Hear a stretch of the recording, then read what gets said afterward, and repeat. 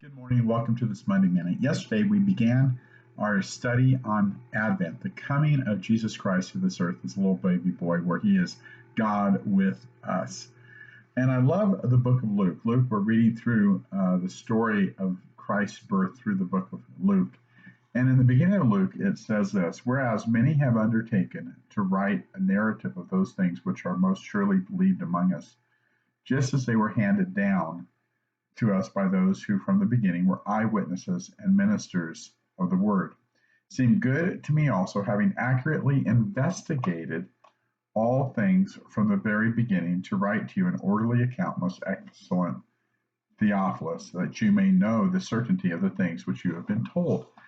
And Luke was a physician, and he had an investigative mind, he had a scientific mind, and so he went and talked to people. He was like an investigative reporter. He went and talked to Mary, it seems like. He talked to the people that were involved in Jesus' birth. And so you see in the book of Luke a much more detailed account of the birth of Christ than any of the other Gospels.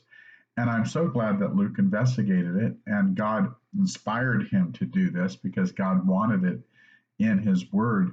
But all the details from the birth of John the Baptist to the birth of Jesus, and the angels that gave messages, and all these details are just wonderful. They're fascinating. And I think of all the details of Jesus's birth and life that haven't been recorded.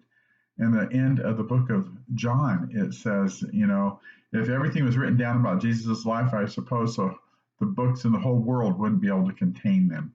And all these wonderful stories that one day we'll hear about, but right now we can only imagine about, and many of them are written in the Bible. But I think of our lives, the story of our lives.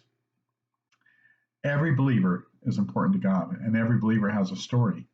You have stories in your life of healings, of miracles, of salvation, of provision, and those stories are important.